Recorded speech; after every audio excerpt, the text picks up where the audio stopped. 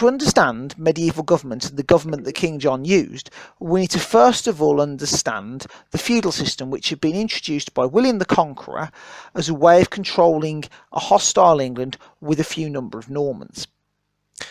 The way it works is at the top of the feudal system was the king. He gave to his leading lords, the barons and earls, sections of England to rule on his behalf in return for them giving homage to him, then pledging oaths of loyalty, and also offering to give military aid in the form of fighting or in the form of scutage. These lords were the king's vassals. They were under him in the feudal system. They had parts of land to rule on his behalf. Some of these lords are barons, some of them were later on given the title earls. These lords actually then gave part of their areas to rule to knights.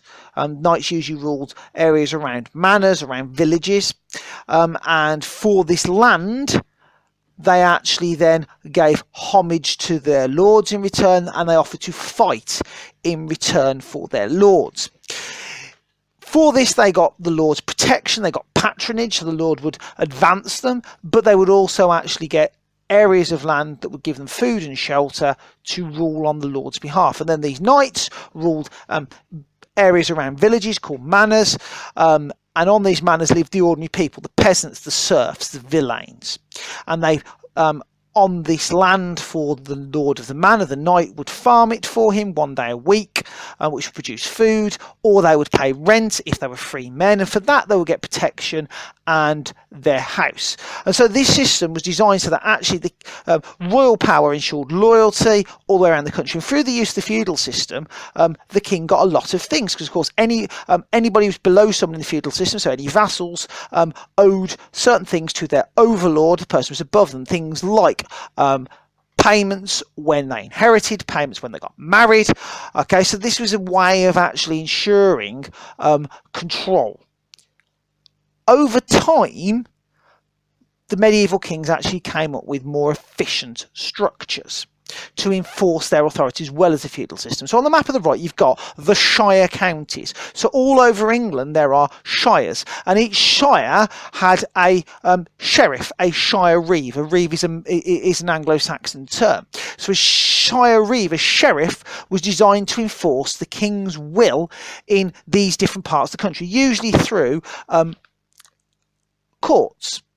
And so these were important powers to be the representative of the king in each shire, the shire reeve, and these positions were sought by barons because actually you could make a lot of money through being the sheriff. Also, the king had agents that they would appoint. The term agent is sometimes used for ad hoc military captains, people who actually acted on behalf of the king. Each baron potentially would also have a seneschal who would rule the baron's area, rule the baron's estates on behalf of the baron when he wasn't there. Kings would also have seneschals that would rule things when they're not there from their own household. For kings, sometimes these seneschals who would rule in their absence were called justiciars. But the government of England, by the time we get to King John's reign, had actually started to form into separate institutions. 3 main separate institutions, and that would be the legal, the financial, and the administrative. If we look at the financial to start with, by the time of King John, the Court of Exchequer had actually become incredibly efficient. This Court of Exchequer was where all the money that was received from the shireries and the sheriffs came in. All the payments that John received came in, and these were recorded on the pipe rolls. And these documents, if you ever see a pipe roll, they are the documents of income and expenditure that came through the treasury. The treasury is called the Exchequer. And the person who actually was in charge of the Exchequer was the royal treasurer. The reason why it's called the Exchequer is that actually it has checkered cloth.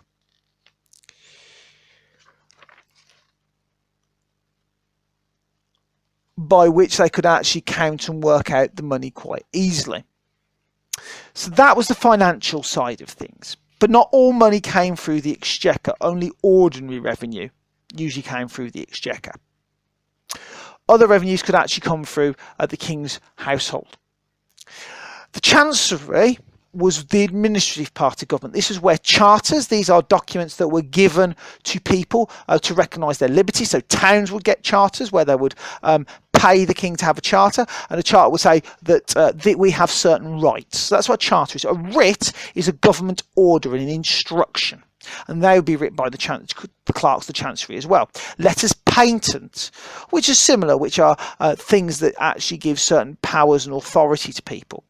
And all of these documents would be written in the Chancery, and to prove that they are actually official royal documents, the royal seal, the Great Seal, will be attached to them to symbolise the approval of the king, and this seal was kept by the Chancellor, who is the head of the Chancery.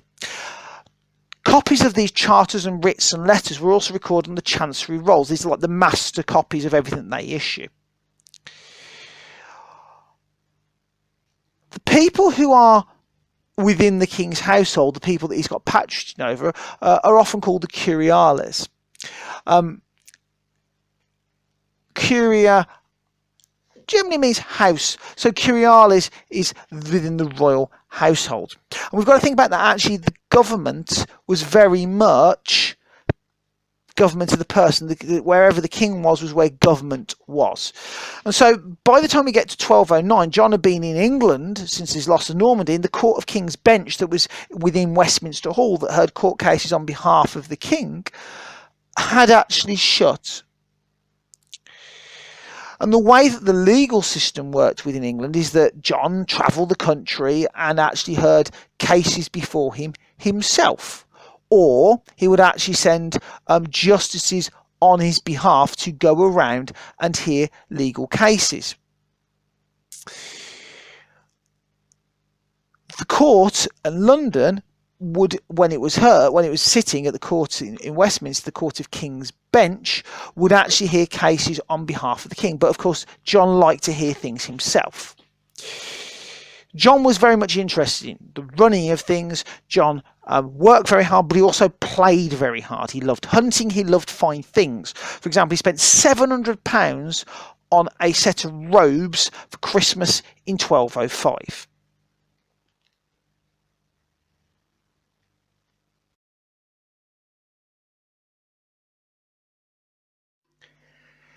Historians often talk of 1204 as when John lost Normandy. But actually, it's a misleading term because John loses control of far more of the Angevin Empire than Normandy. If you look at the map to the right, not only does he lose the Duchy of Normandy at the top, he's already lost the Duchy of Brittany. He loses Anjou, Maine and Touraine. In Poitou, many of the barons are no longer loyal to John, they're actually loyal to Philip. It's only around Angoulême that he's actually managing to keep control. The Duchy of Gascony, Alfonso III of Castile, is starting to push his troops into there to get control of it. And so really it's only Aquitaine that John, at the end of 1204, start of 1205, has got control of. There are, however, two castles that are holding out, that are waiting for John to return in 1205, as he promised. And those are Chinon and Lauch. And so in 1204, 1205, John is actually starting to build up an invasion force. But actually, in England, there's not as much appetite for retaking the Angevin Empire as you might believe. Because once 1202, 1203, 1204 happen, many of the English barons who have land in France, because remember when we say English barons, what we're actually saying is that these are people who came over with William the Conqueror a couple of hundred years before, and are now actually starting to think about, they have land on both sides of the channel, what should they do? And so what happens is there's a swap. For example, at the Siege of Arques, in 1203, an Englishman, Ellis of Wimberville, and a Frenchman, Alain Martel, during this siege they meet and they agree to swap lands. So what happens is that Ellis of Wimberville agrees that he's going to swap his land in France for Alain Martel's land in England, because they can see that actually John is going to end up losing control potentially of France, of the part of France, the Angevin part of France, and therefore actually there's no point having land there. And the French barons who have got land in England, who decide they're going to keep their loyalty to Philip, decide to get rid of their English land. So this bit of Ellis of Wimberville and Alan Martell is a really good example of barons switching their land, so that actually they've got land either completely in England if they're going to remain loyal to John, or they've got land completely in France if they're going to remain loyal to Philip. And by the time we get to the end of 1204, there are only 3 barons who now actually own land in France. And they are Ranulph, the Earl of Chester, who of course we come across later on with Henry III. We've got the Earl of Leicester, and we've got William Marshal, the Earl of Pembroke. So at the end of 1204, those are the only 3 who are English barons who have actually still got land in France. And in 1204, the Earl of Leicester and the Earl of Pembroke meet Philip in person, and they agree a deal. And the deal is that actually they will put off paying homage to Philip for a year until 1205 in return for a payment. In 1205, by which point the Earl of Leicester is dead, William Marshal goes to Philip with the blessing of John to do a personal deal. And the personal deal is that he agrees that if Philip attacks John, he can defend him.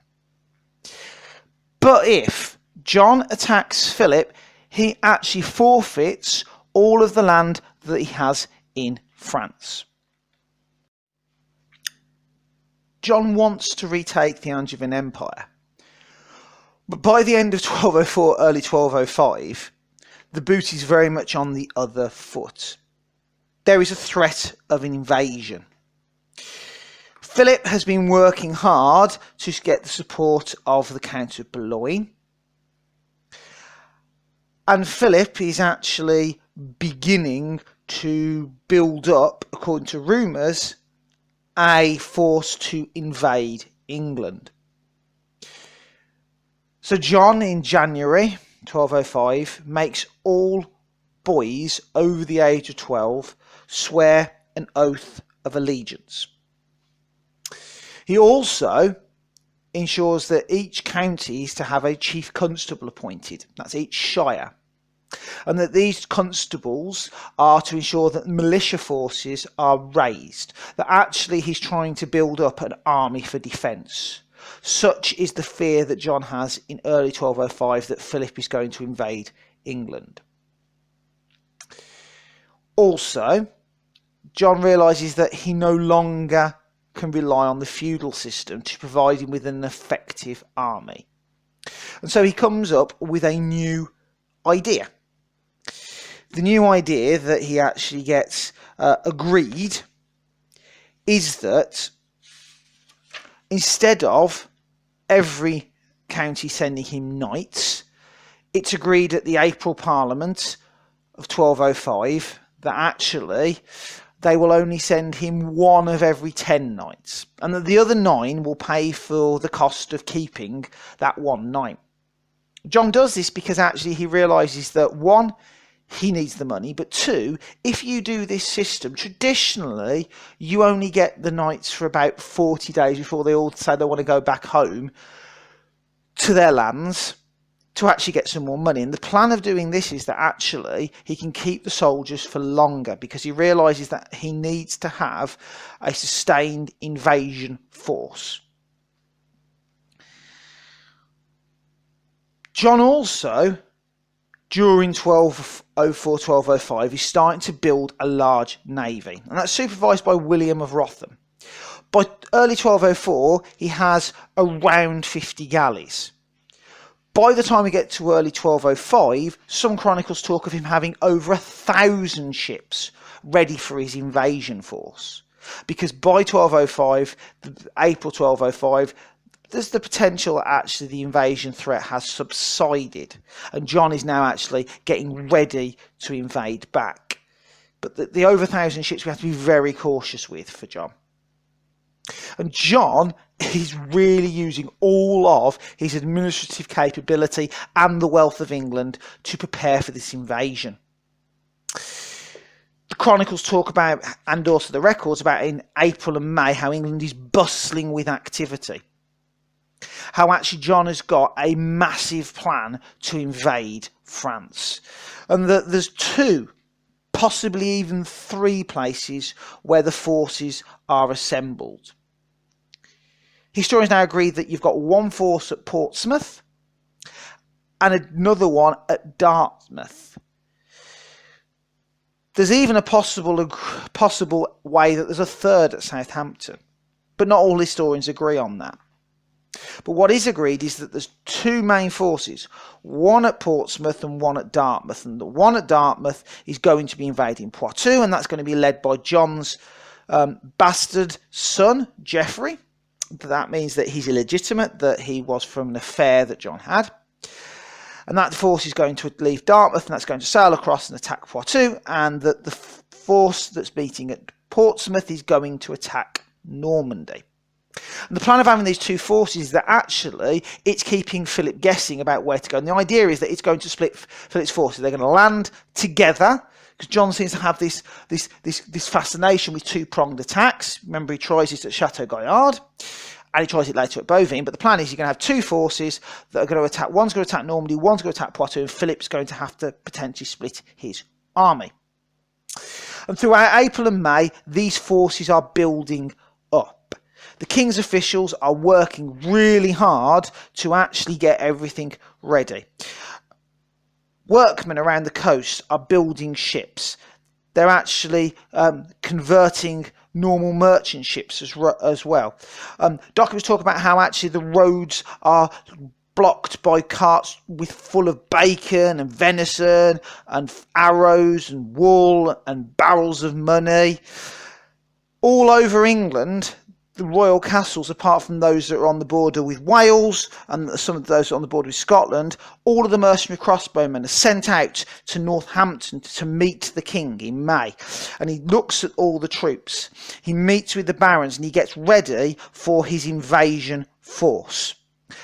A quarter of the income of that year is spent on these invasion preparations. The Chronicles talk about actually how there is nothing that was as grand a sight. It was one of the biggest invasion forces that had ever been seen.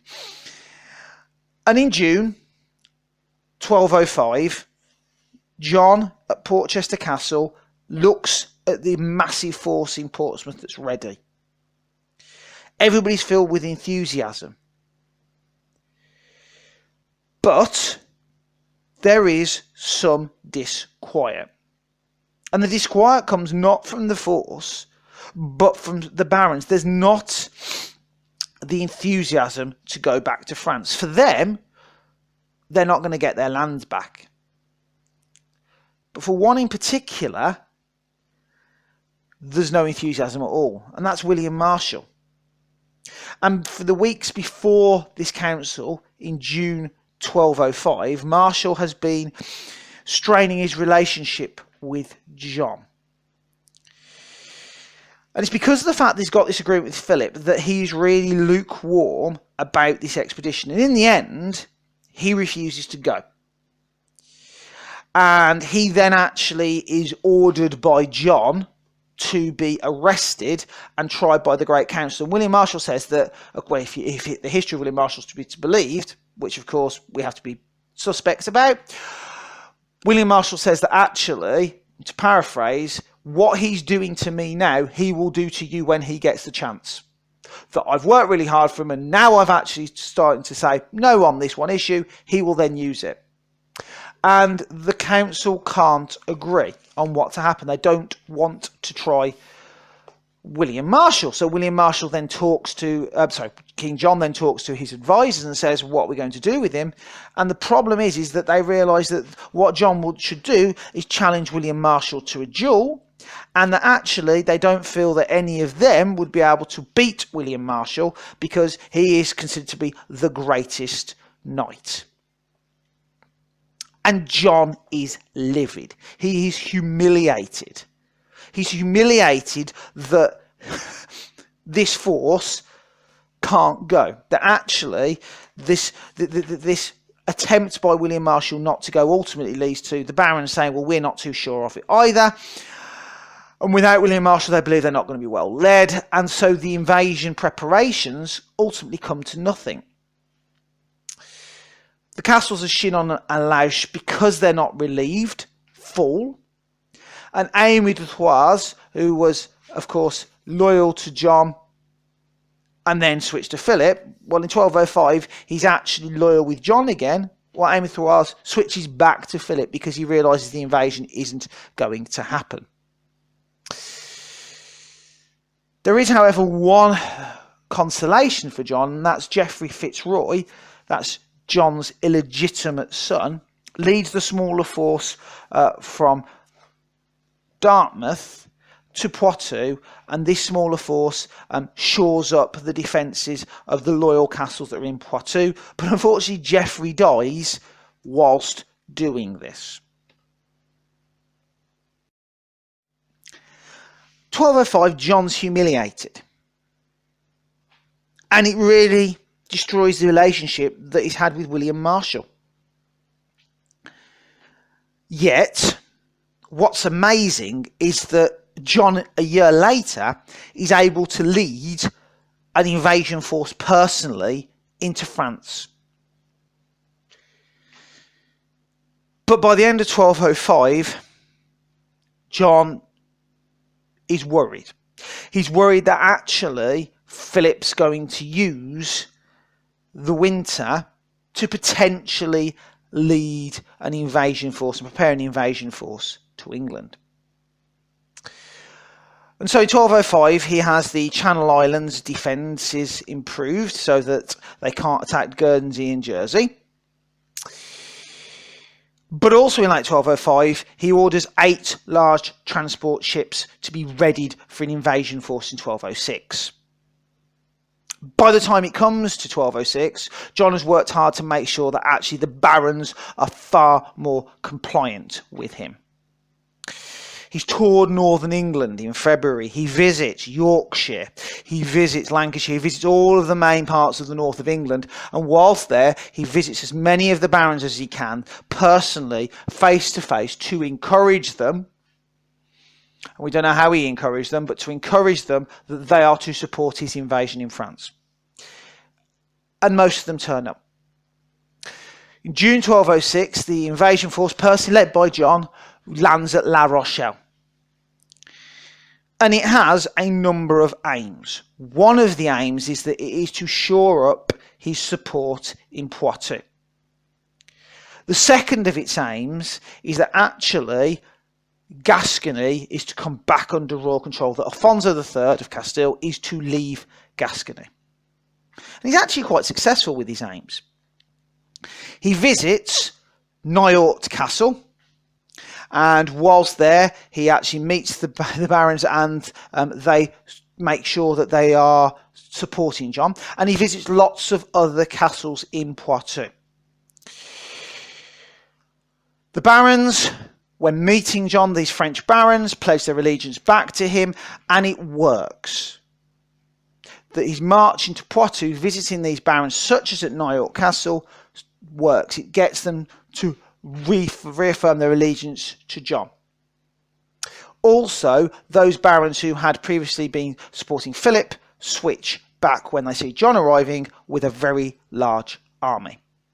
John then actually marches down to Gascony, and he takes the castle of Montauban, which has got many of the Gascon rebels who have been supporting Alfonso.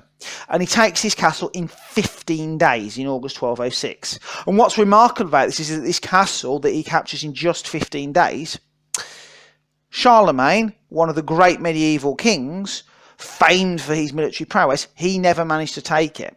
And this really is a feather in John's cap, that it shows what a great military commander he is, that in 15 days he takes this supposedly impregnable castle.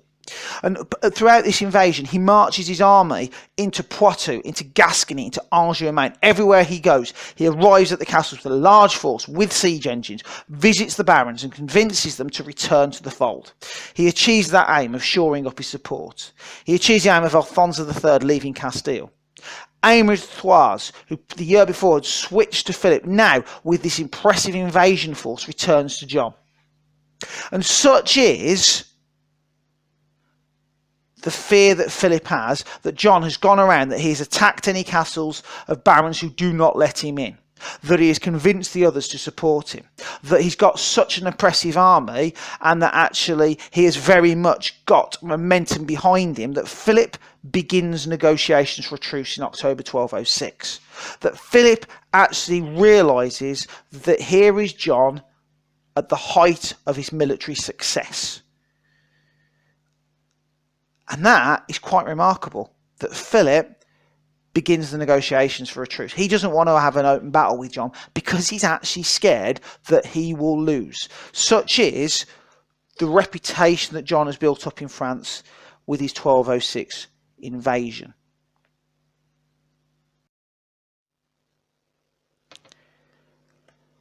The invasion of 1206 shows John that if he's got resources behind him, he can confront Philip, and that Philip is actually intimidated by John's success. Yet the 1206 force was not as large as 1205. And John realises that he's going to need a large army if he's going to have the decisive battle with Philip to regain his empire. And as well as a large force, John also realises that he can't do it on his own. They need to build an alliance up. And so he works quite hard to win the support of the Counts of Boulogne and Flanders, therefore actually meaning that there is, on the northeastern front of Normandy, support. John also has been successful because his nephew Otto, who he's given financial aid to, has now become crowned the Holy Roman Emperor. And that means that therefore John can count upon support from the empire, which is on the northeastern border of France. But Philip has also been busy. Philip has gone into alliance with Frederick of Hohenstaufen, a rival contender to be Holy Roman Emperor. And so by the time we get to the start of 1212, John, who's got the support of Otto, who's the Holy Roman Emperor, plus the Counts of Boulogne and Flanders, is against Philip and the rival contender for the Holy Roman Empire, Frederick of Hohenstaufen. And by 1212, John is ready. He has built a large invasion force ready to attack. However, rebellion in Wales and potential rebellion of the barons means this invasion force never actually leaves. John has to postpone it.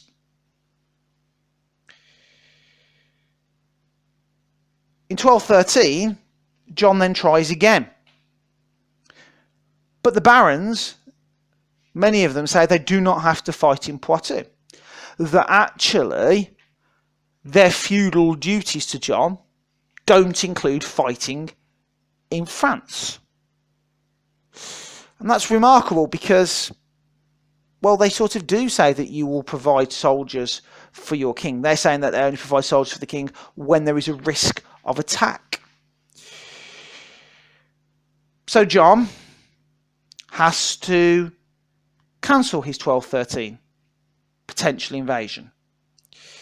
But one thing he does do is that he sends over a force of ships, an armada of about 500 ships, led by the Earl of Salisbury, his half-brother, to destroy a French navy of over 1,700 ships that's meeting potentially to invade England.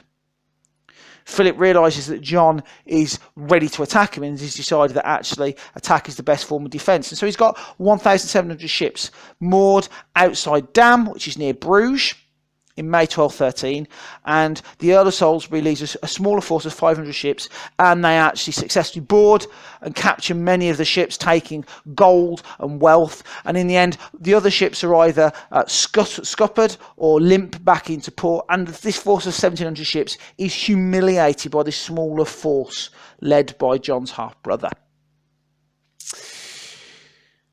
But John is building for this big thing. He's had to cancel it in 1212. He can't do it in 1213 because the barons, or many of the barons, say they won't fight in Poitou. By the time they get to 1214, John has raised an impressive 200,000 marks ready for his forthcoming invasion of France.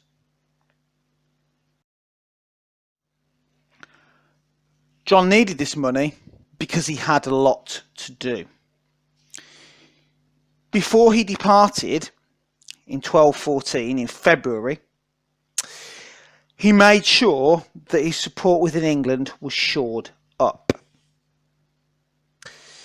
Peter de Roche was appointed as justiciar, as Geoffrey Fitzpeter had died the previous year. De Roche was a loyal supporter of John and also ruthless in enforcing his will.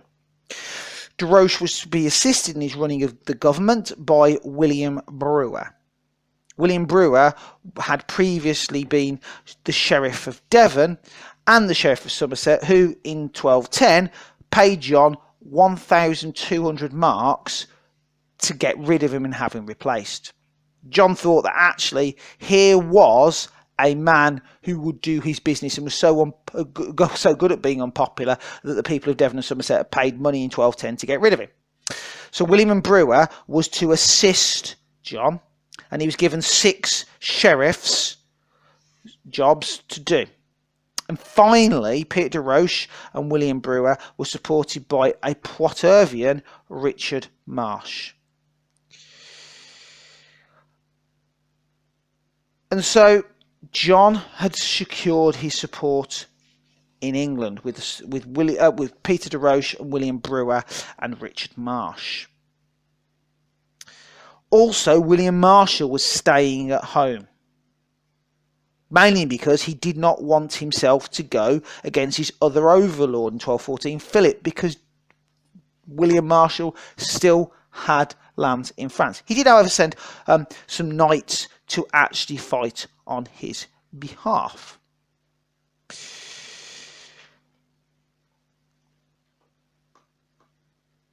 Also, John had made sure that there wasn't going to be any difficulties with the Welsh, as Stephen Langton had arranged a truce. And so by the time that actually he set sail in February, he felt that England was secure. And the reason why he left so early is he had a lot to do. And he lands in La Rochelle and marches with his army, taking the castle of Milicu in 3 days. He then goes to the Lusignan castles, 2 of the castles owned by the Lusignans, and takes them by force. Hugh de Lusignan, who was previously betrothed to John's wife Isabel of Anglesey, realises that actually John is on the roll. He's on a roll and he's going to end up taking his main castles if he doesn't do something. And so he goes and pledges his allegiance, he pledges homage to John, and he allows his son, Hugh the Younger, to marry John's daughter Joan. This is his son, Hugh de Lusignan, who will ultimately marry John's wife. Slightly messed up, isn't it? He then goes and beats the French at a battle in Nantes. A small French force is defeated in Nantes, and he marches to Angers, which surrenders.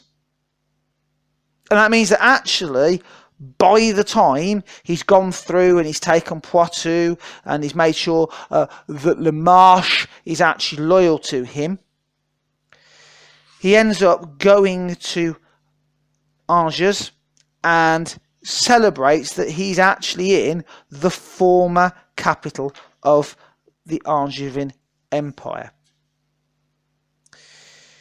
And this has been a remarkable success for John.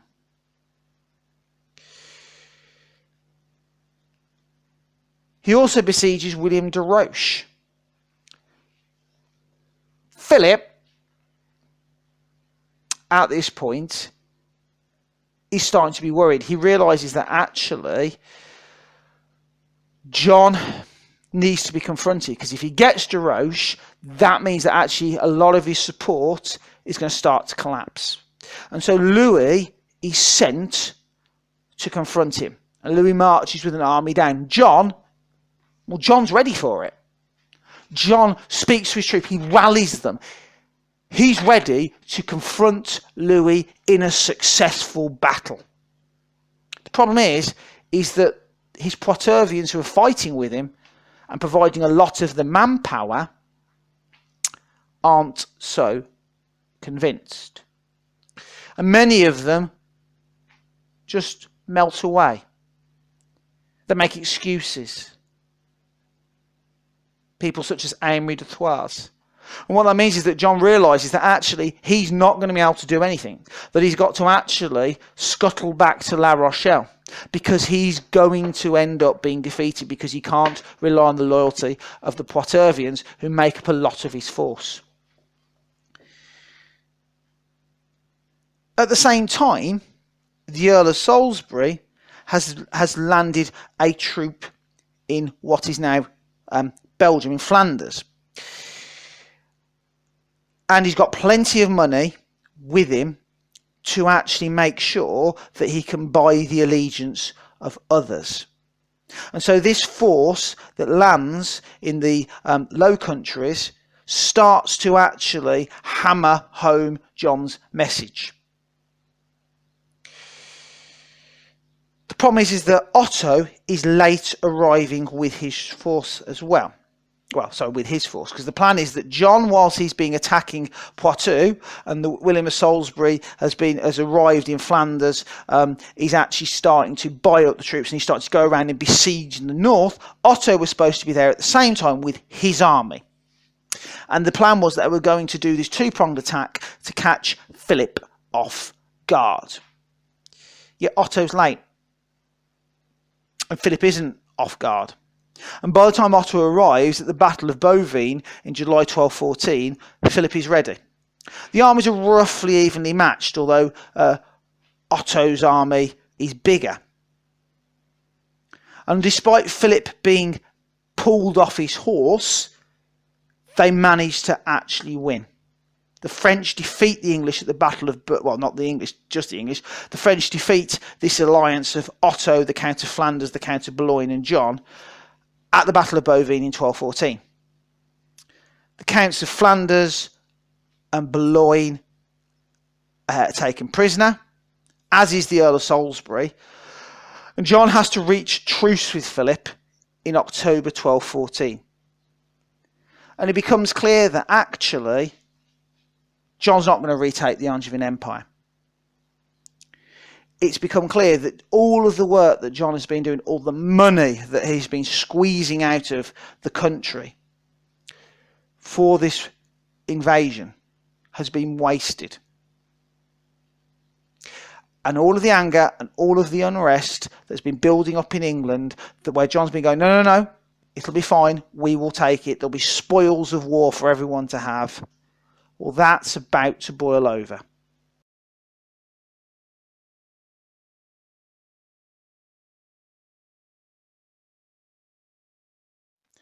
John needed money for his invasions.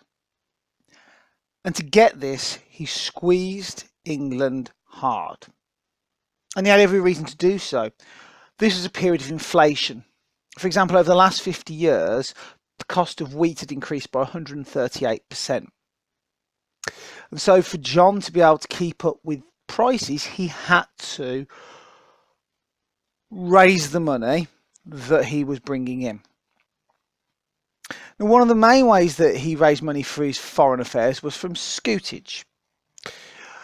This was collected 11 times during John's 16 years, compared to 3 times in Richard's 10-year reign.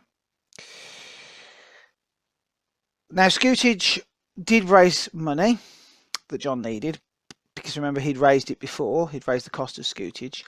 But it was also unpopular. For example, there was unease about scutage without a military campaign. And John was accused of doing this in 1204, 1205 and 1209. Because scutage was generally done when there was a military reason for it.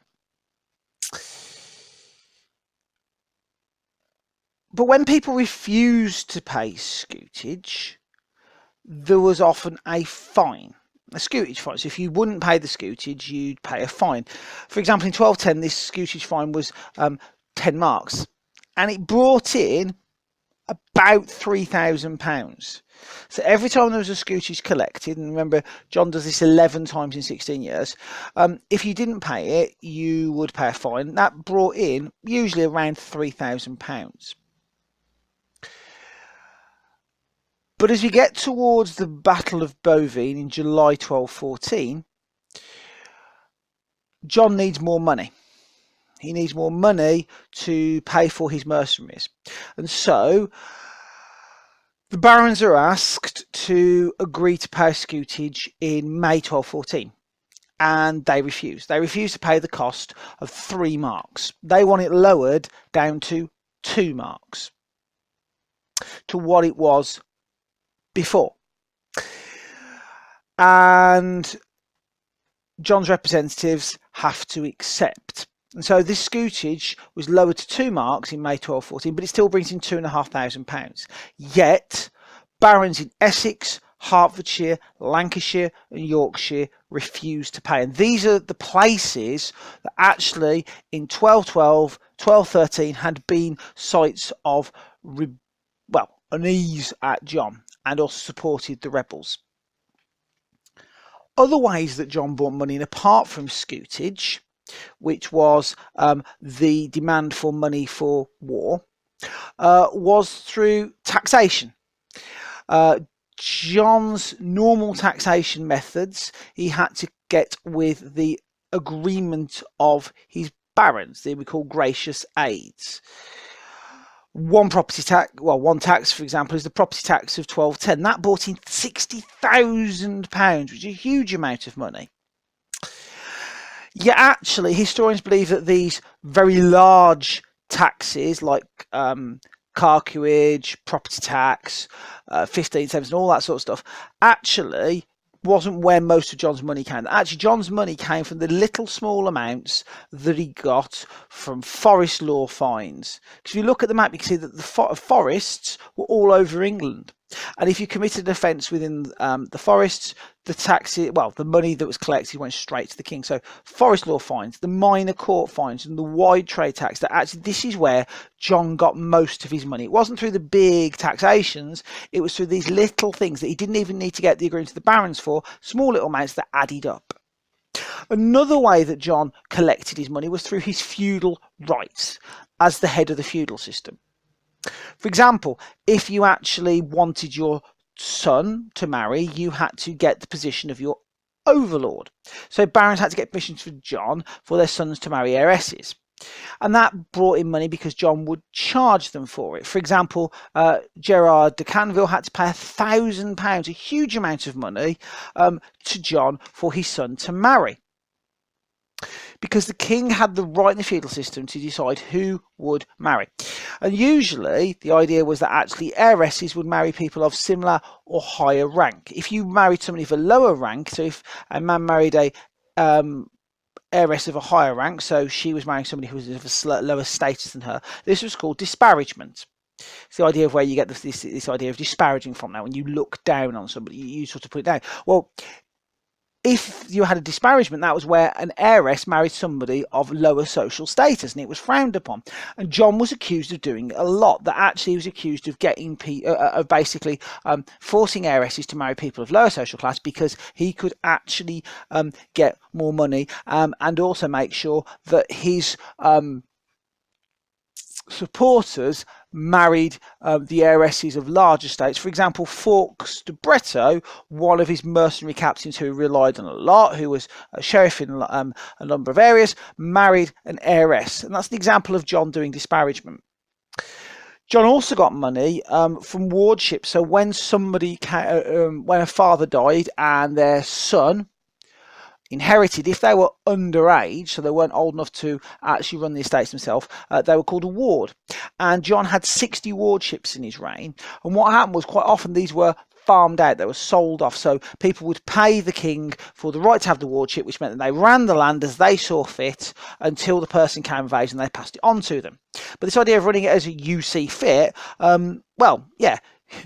it was open to interpretation. For lots of people, they wanted them because you could then just cream the money off, but also you could sell it off. So, for example, when William Stuteville in 1205 came of age and he got his inheritance, he found that most of it had actually been sold off by the person who'd bought the wardship off John, and they just pocketed the money. Also, John got the feudal rights from widows. So when a husband died, the widow, John had the right to decide who they got married to, or who they did not get married to. And 59 husbands died, leaving widows in John's reign. And these 59 widows had to pay for the right to remarry or not marry, because John could decide to force them to marry if he wanted to. And this brought in 40,000 marks, which is another huge amount of money. The idea that actually widows saying, I want to marry this person, here's this money, or actually them saying, no, John, I don't want to marry the person you're going to make me to, here's some money. They had to pay for it. An example of this would be the Countess of Armes-le-May, who had to pay 5,000 marks to marry her second husband. Another one would be Geoffrey de Mandeville, who had to pay 20,000 marks for the right to marry John's first wife, Isabella of Gloucester. And so these feudal Jews did bring in large sums of money. Also, sons often paid to inherit when they came, well, they didn't just often, they did. When sons came of age, when they were old enough, they had to pay a relief to John. So when they actually inherited, they had to pay a relief to John. William Fitzalan, for example, had to pay 10,000 marks in 1214, another huge amount of money. And so these reliefs were paid on inheritance, either when you came of age, like William Fitzalan, or generally. That when you inherited, you paid a relief. So, example, when John inherited his lands from Philip, sorry, not from Philip, from Richard, he had to pay to Philip a relief. That was agreed at the Treaty of Leglet. Well, when Nicholas de Struvel inherits, he had to pay a relief of £6,666. And this wasn't because he was a young man. He wasn't. He was an adult. But he had to pay £6,666 to inherit. And yet the estates that he was inheriting only had an income of £500 a year. So it's a huge amount of money. Another example would be John de Lacy, the son of Roger de Lacy, the man who defended Chateau Gaillard. When his son inherited from his father, he had to pay £4,666. And all of this is bringing in lots and lots and lots of money for John. By 1213, half of all the half of the coins of the country are in John's castles. And it's estimated that actually John was bringing in about £32,000 a year through these little small fines, from the justice fines he was getting, all of these things. He was bringing in £32,000 a year compared to 18,500 for Richard, that's his brother, and Henry II, his dad. Yeah, actually, historians believe that this isn't the full amount. That actually, this £32,000, I wrongly said just then includes his small fines. It doesn't. The £32,000 includes his revenue that comes from usual revenue streams, okay, such as the fines and everything else. The unseen revenue, the things that aren't specifically recorded in the pipe rolls, well, this unseen revenue, that brought in, so these are actual payments that are not made through John's ordinary orders. These are the things that are actually made through the back door. This actually brought in £60,000 a year.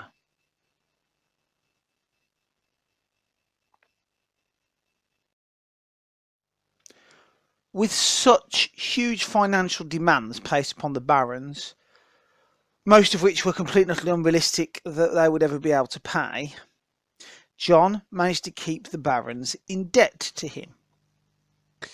And he did this deliberately. It was his way of controlling the barons, because if they defaulted on their debts, he could then take off them their estates, castles, and titles. One example, the prime example, is William de Brieux. William de Brieux had been a loyal servant to John. He'd been with him in his fight for Normandy in 1199. and he'd been with John during his attempts to actually repel Philip after his marriage to Isabel of Angles-May. De Briones was also a law servant who had 18 castles that he ruled on behalf of John. But by the time it gets to 1208, William de Briones is accused by John of defaulting on his debts. John goes and meets him, and he demands from de Briones' wife Matilda hostages for the good behaviour of de Briones. Matilda refuses to hand over the hostages, saying that actually, if the chronicles to be believed, she believes that to do so would be madness, because she knows what happens to hostages. For example, what happened to Arthur.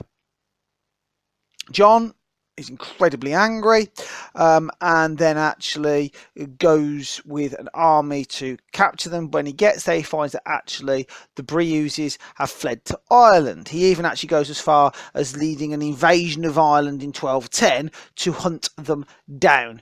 In the end, they flee, but Matilda and de Briones' son are captured. William de Briones dies abroad, exiled, and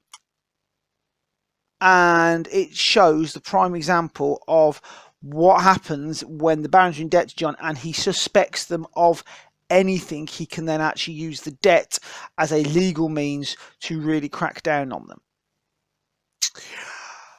Another reason often given for why the barons don't like John is his behaviour with them and his alleged sexual exploits.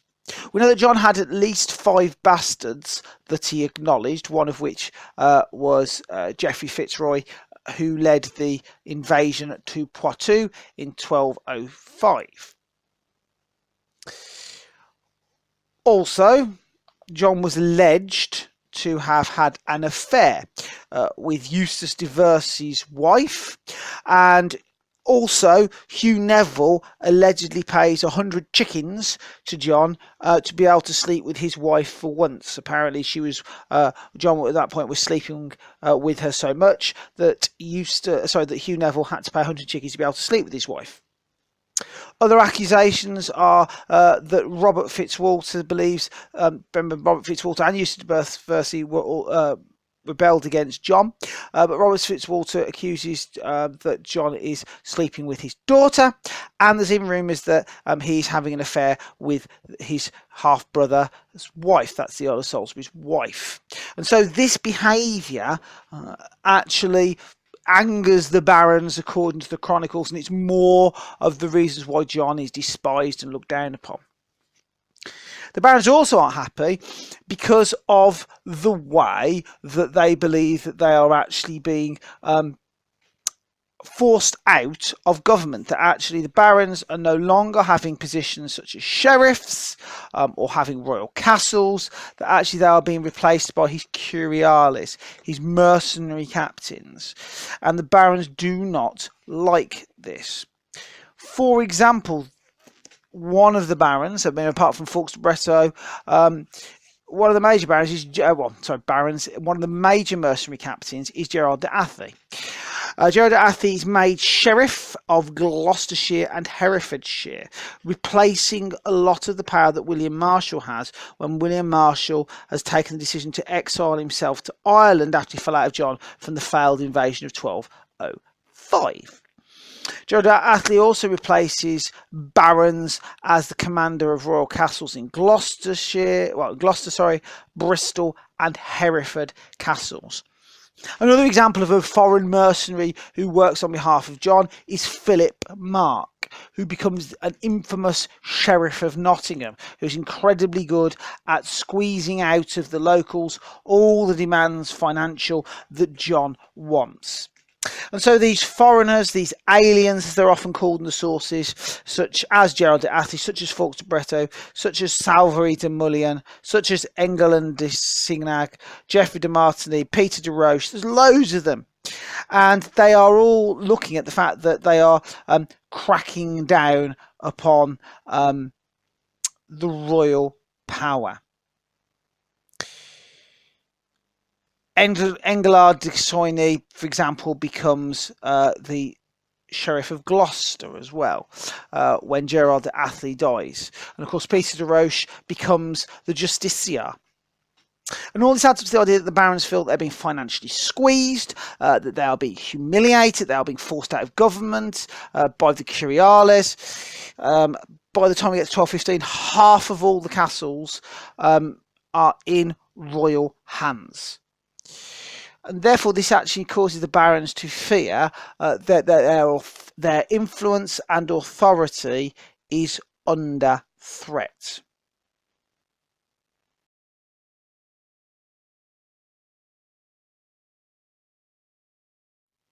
All the financial pressures that John was putting on the barons and his replacing and marginalising of them in positions of respect and authority slowly caused tension.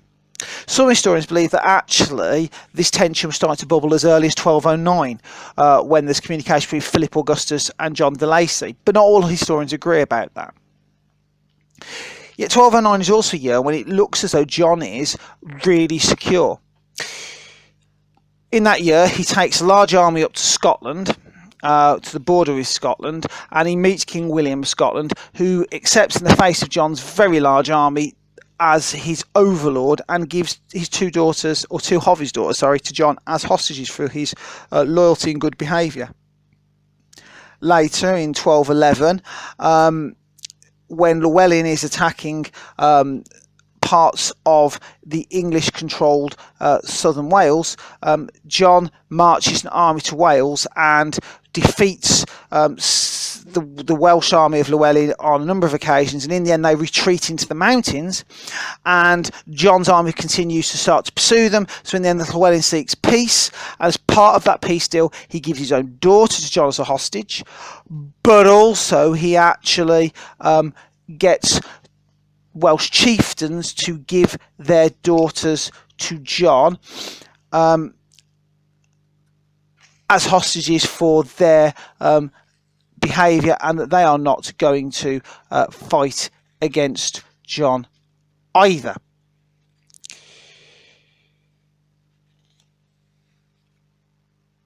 Yet it didn't last, because for whatever reason, Llewellyn, whether he'd seen that actually John wasn't as popular and as powerful as his appearance would show, Llewellyn decides in June 1212, just as the army that's about to go to Poitou is starting to be assembled in Northampton, he actually attacks one of the English controlled castles in June 1212. And this quickly turns into a full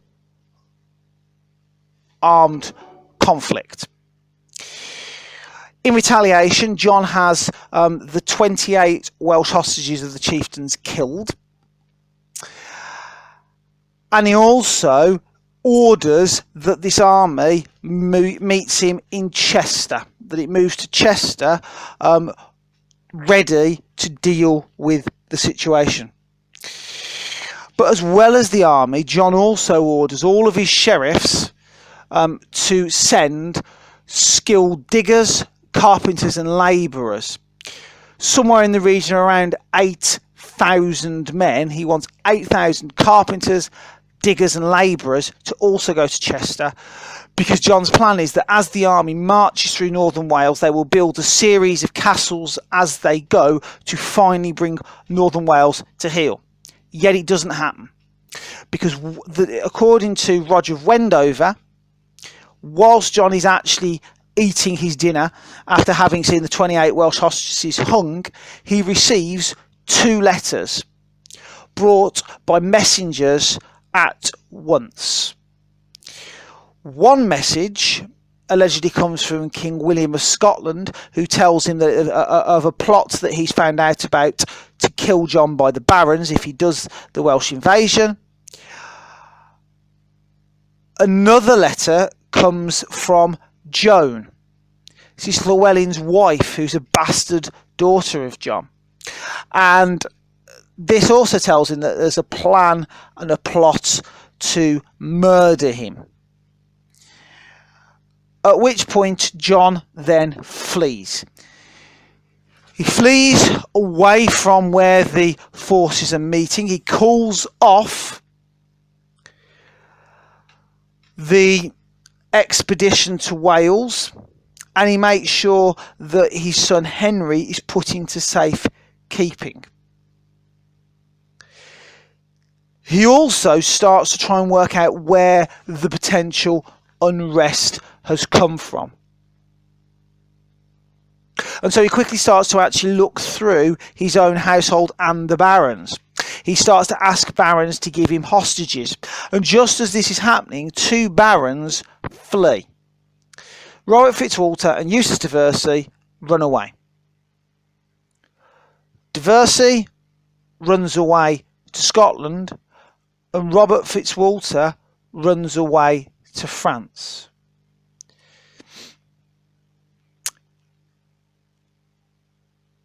In the face of this, because they are worried that they're going to get found out because of the fact that John is asking for hostages from the barons, they do a runner. And so John decides that he's actually going to have to reassert his authority. So he leads an army very quickly from the south of England. It takes 10 days to march up and capture Alnwick Castle, which is Eustace of Versey's castle. Once he's done that, he then also actually starts to march around and take control of other castles. And he shows that actually he is in command again.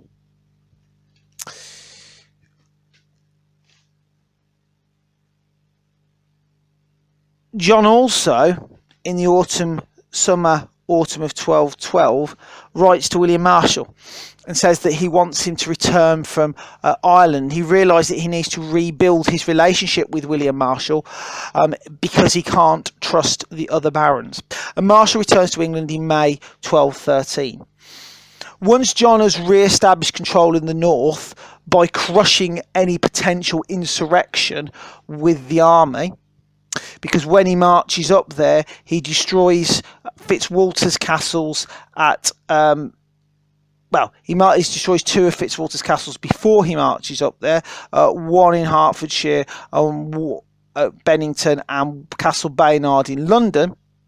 He also then actually goes around and checks all of the other castles. But as well as this violent reaction, John also realises he needs to change his tact. And so he replaces two of his sheriffs, one in Yorkshire and one in Lincolnshire. The Sheriff of Yorkshire is replaced with Robert de Percy. John also tries to go on a charm offensive by sending commissioners to investigate abuses of royal power. He also pardons some of his baronial debtors. He also promises to respect ancient privileges.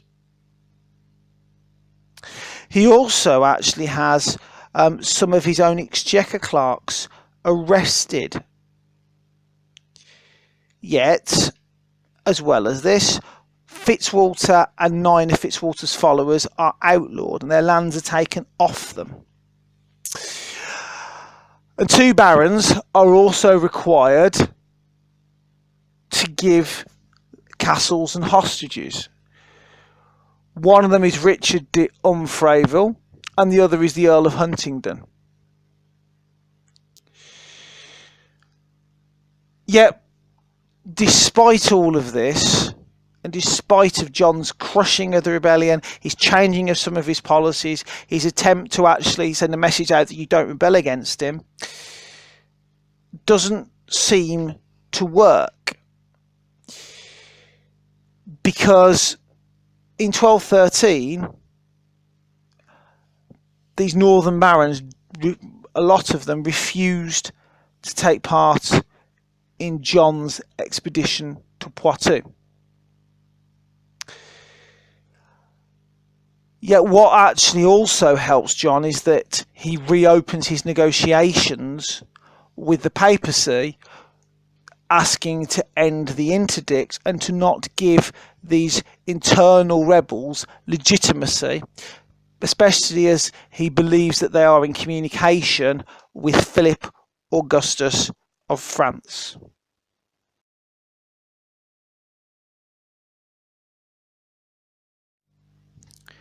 After the potential revolt of the Northerners in 1212, 1213, sometimes called the Revolt of the Northern Earls or the Rebellion of the North, John does a two-sided response. One side is all carrot, it is making concessions. The other side is the stick, the punishment of the potential rebels. Yet these potential rebels that fled abroad had to be allowed back into England as part of the ending of the interdict. And Eustace de Vesey and Robert Fitzwalter returned to England. Stephen Langton also makes John promise that he will abolish bad laws, not act without the judgment of courts, and to give the rights and liberties of free men. And it's important that even at this early stage in 1213, these are seen as being the errors of John's ways. In 1213, John is attempting to put together an invasion force again, bearing in mind that the year before he had to cancel his invasion of Poitou. And this invasion doesn't happen because a lot of barons in the north refuse to send soldiers, and John is incredibly angered by this, and he puts together a small force that he's going to use to go up to the north to forcibly confiscate the land of barons who refused to fight. Yet Langton tells him that he should wait for the judgment of a great council, that actually he has to remember his promise from the year before that he's going to not act without judgment, and that the situation is he should call together a council and these should judge their peers. John is frustrated by this. And it allegedly, even as early as 1213, Langton is believed by some to have called a secret conference with the barons in St Paul's. Yet historians dispute this. But it's interesting to note that the 1214 invasion of Poitou and Flanders that culminates in the Battle of Bouvines includes very few important barons and none of the really important earls. And it's from this period of time, 1213, 1214, this document on the right is believed to have originated. It's known as the Unknown Charter of Liberties because its origins are not completely sure. It was discovered in the 19th century in France, in an archive. Yet, although actually it's the Coronation Charter of Henry I that includes promises of all sorts of things to respect liberties and everything else, its style and form is of early 13th century England. And it's believed that this document was written at this time to sort of like show this is what we want John to agree to. And a meeting at Bury St Edmunds Abbey in around November 1214, the barons meet. Allegedly, they met with the pretext, that means with the supposed purpose of going on a pilgrimage to the shrine of St Edmunds. This is a king who, rather than surrender to the Vikings, gave his life. And on his site, this abbey was built. On the site of where he was buried, this abbey was built. And it's interesting that on this warrior king, rather than the reputation that John has for being a turncoat soft sword, the barons allegedly pledge that they will agree to John accepting a charter in the form of Henry I charter, and that's allegedly where this Charter of Liberties come from. They look at it and they agree on the altar. They swear an oath that they will get John to accept a charter of this format. It's alleged that in London, John is persuaded by a small group of barons, potentially including Eustace de Vesey and Robert Fitzwalter, to listen to the barons' demands at a council in London. And at the January 1215 council held in London, John is presented with a list of demands.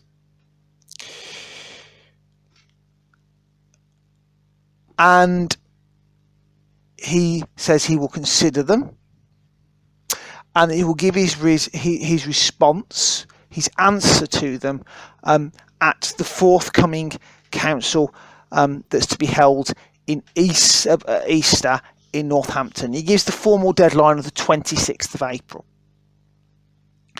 And at this council in London, an oath is sworn by Stephen Langton, William Marshall, and the Bishop of Ely that they will ensure that John will give his response to the demands by this council. Once they've all dispersed, John sends for mercenaries from Poitou to be led by Salvary de Mullion. And that John also writes to Pope Innocent III saying that this is what has happened and he wants his backing. Whatever happens, once the Poitouvians arrive in England, John sends them onwards, that some of them go to Ireland and that the rest are sent back. And this is allegedly under the advice of William Marshall and Stephen Langton to not inflame the situation. When the council comes at Northampton, John doesn't really make any mention of the previous barons' demands. He feels like he's in a strong position, that he's taken his Crusader vow in March, and when they finally say, "What is your response to the demands?" John sends William Marshall and Stephen Langton to tell them exactly what he thinks. And he orders them, when they say, "Well, what are your response to demands?" He says, I quote, "Why do these barons not ask for my kingdom at once? Their dreams are idle dreams without a shadow of reason." So he orders Langton and William Marshall that they have to go back and give these words in the exact form that he's done them. They don't think this is a good idea, but John orders them to do so. And when they do, as you can imagine, the barons literally just are utterly enraged and realise that John is not going to accept their demands. And in early May, they renounce their homage and besiege the royal castle at Northampton. Unfortunately, the royal castle at Northampton is well defended and doesn't fall to them. So they decide to actually go to Bedford Castle, which is looked after by a more sympathetic castle governor who lets them in. John, in the face of potential unrest, on one hand offers and writes to a number of barons saying that he will submit to papal arbitration and he will allow potential rebels to gain their inheritance without having to pay a very large relief, and that this includes two important figures who are to take their inheritance. One of them is the Earl of Essex and the other is the Bishop of Hereford. And he says, look, instead of paying this relief that you think is excessive, and I'll put it to a great council for them to decide, and also I'll have papal arbitration. On the other side, he actually starts to issue orders to his sheriffs to take the lands of these people who are rebelling against him. Later in May 1215, the rebels are let into London by Londoners who are not happy about the taxation demands that John has made. Because remember that early May 1214 is when John's financial demands are at their height, and yet he's still squeezing money out of people. The Earl of Salisbury is sent to the southwest to crush unrest down there with mercenary forces, and unfortunately he's driven back. John, very unhappy, gives him more mercenary forces and tells him to go and deal with it, and he's successful taking Exeter. John also has a two-pronged attack on London to relieve the siege of the Tower of London and the rebels and to bring them under control. John also orders Stephen Langton to give him control of Rochester Castle. John is confident that he is going to be able to achieve victory. Very few of the barons are actually against John. Only about 39 of the 197 barons of England. He's got a large mercenary force that's on its way over, and that he also has the support of the Pope, who has told him that he fully backs him. The rebels, however, led under Robert Fitzwalter, who has given himself the title of the Marshal of the Army of God, which is sort of in contrast to John, who is a crusader who's taken the Crusader vow, captures Northampton and Lincoln towns. And then word comes to John that the Tower of London is not going to hold out much longer. And it's in this situation that he realises he's going to have to negotiate with the barons.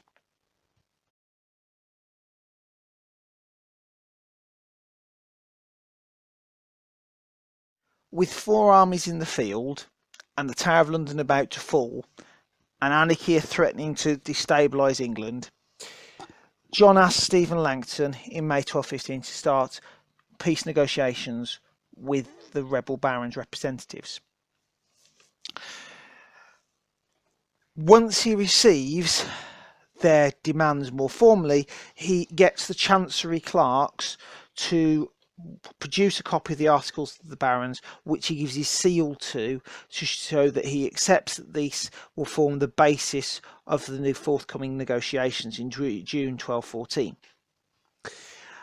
And representatives of the king and the barons then meet to discuss these in more detail.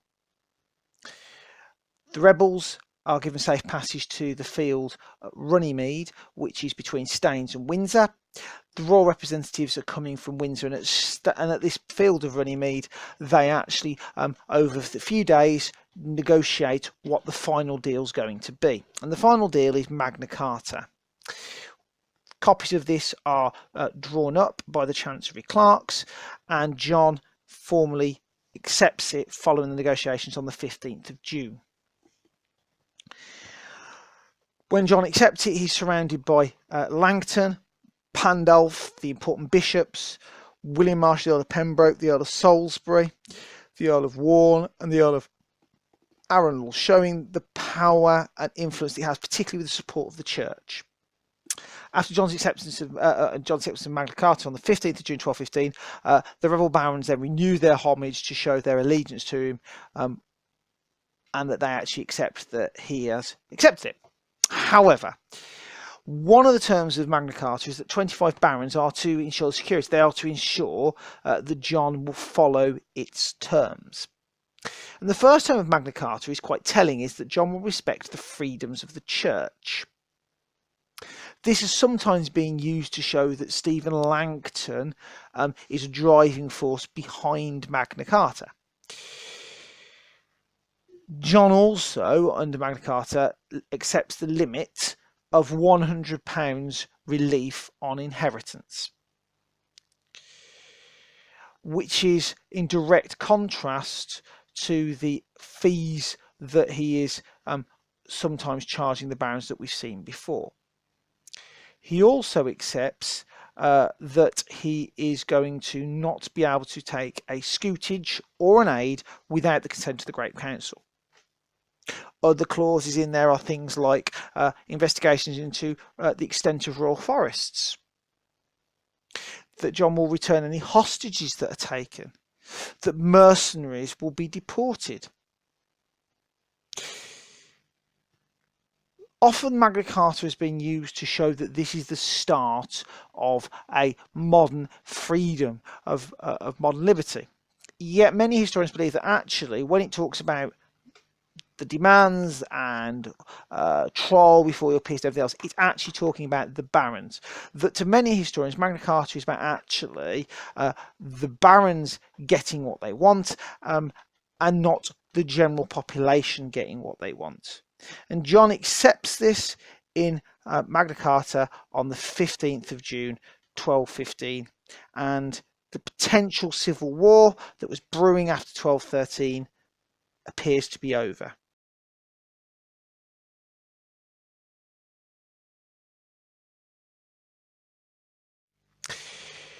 The first thing that John does after accepting Magna Carta is to start on the face of it to implement its terms. Lands returned to rebels such as Robert Fitzwalter, the Earl of Huntingdon, Eustace de Vesey and John de Brieux. Fitzwalter even gets Hertford Castle back. Yet whilst on the face of it he's implementing Magna Carta, behind the scenes he's actually using this time that he's buying for himself to build up all of the stuff that he needs to actually be able to reassert his authority. He starts to actually assemble mercenary forces. He's written to the Pope asking for absolution. Yet the rebels don't completely trust him. Some actually left Runnymede before the deal was agreed because they didn't want to be associated with it, so they didn't think it went far enough. Others, when they went back to their castles, they actually began to improve their defences. The rebels in London even refused to give up because they don't want to give up until John has actually fully implemented the terms. Yet he has sent orders to parts of the country that investigations into abuse should be seen. Yet they don't trust him. And when Innocent absolves John for Magna Carta in August 1215, that's all that they need to actually start to go into open rebellion. And Langton tries twice to restart negotiations to no avail to avoid war. And the barons in the north are in revolt in August 1215. And Langton, well, he's summoned to Rome, as we've mentioned before, in September 1215, because the Pope is convinced that by John and Pandulf that actually Langton is not helping the situation. And what John does is on the map on the right. His march north is in the black line, because John's actually quite confident that he will be successful, as he has 149 castles compared to the rebels' 60. Yet his confidence is dented when Llywelyn joins members of the de Brieux family, who of course are angry about the way their father was treated, who start to rebel in Wales. And then he finds out that King Alexander of Scotland has teamed up with Eustace de Vesey and he's actually pushing into England. And then he hears that in October, Rochester Castle has fallen to the rebels and that Robert Fitzwalter and other barons have written to Louis of France, that's Philip's son, offering him the crown. So the first thing that John does is that he marches to Rochester, as the map shows on the right, and does a 7-week siege, in which he besieges successfully Rochester Castle. Then he marches to Winchester. He marches from Winchester to Windsor, to St Albans, to Northampton, and he starts to march up the country. And as he does so, he starts to leave all destruction in his wake as he goes round from rebel castle to rebel castle, besieging it and destroying it. And such is the fear that this spreads that not only does he push Alexander back into Scotland by the time that we get to January 1216 and Alexander agrees to actually pull out of England, York offers John £1,000 not to destroy it before he gets there, as long as he doesn't march up, and such is the vengeance that actually offer him £1,000 not to destroy it. And de Vesey sues for peace. Yet John doesn't agree with de Vesey, and de Vesey actually dies fighting against John's forces. As John starts to march back down England, by the time that he actually gets to Cambridge, and then all the way back through in 1216, he suddenly finds out that when Louis arrives, only London is in opposition. So in 1216, May, when Louis arrives in England, only London is the place that is in opposition. He's actually successfully gone all around the country and quelled the opposition. And John's in Hertford. Once Louis arrives, that seems to be the game changer, because Alexander of Scotland re-invades. And then suddenly John realises there's treachery in his own camp, as the Earl of Arundel switches from supporting John to supporting Louis. Even his own half-brother, the Earl of Salisbury, switches support to Louis. The Earl of Surrey switches support to Louis. William Marshall's son, William Marshall the Elder, leaves John and supports Louis. John only has the control of parts of England at this point. 2/3 of the barons support Louis. Yes, John has got control of Dover Castle, led by Hubert de Burgh, and Lincoln Castle, which is actually being defended by Nicola de Hay. But they're being besieged by supporters of Louis. And yet, against the odds, John actually manages to start to push the rebels back. He successfully actually starts to march around the countryside to start to bring the rebels back under his control. He takes Cambridge in autumn 1216, and then in October he's actually starting to move to drive a wedge between the rebels in the north and Alexander of Scotland. And doing this when he's actually leading his troops in preparation for this manoeuvre, he dies on the 19th of October 1216.